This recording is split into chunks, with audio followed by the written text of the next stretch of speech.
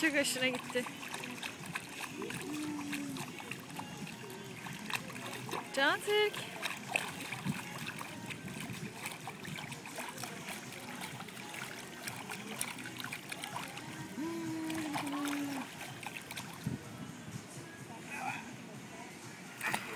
Hoppa.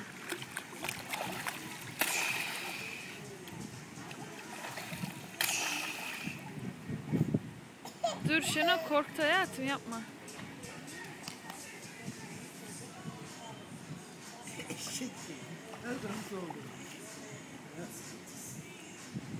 Saçını düzelt babası. Bestami. Bestami. Koş koş koş koş koş koş. Sen de yap, sen de.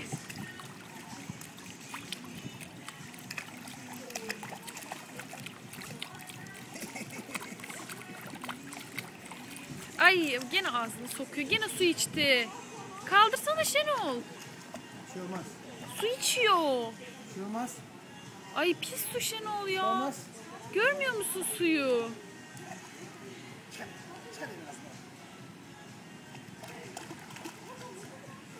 Hadi bakalım. Hadi bakalım. Hoppa. Süreçsiz.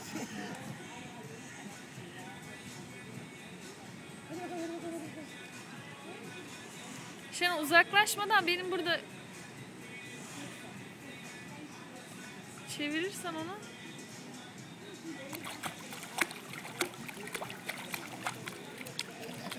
Gel annem gel. Gel aşkım gel.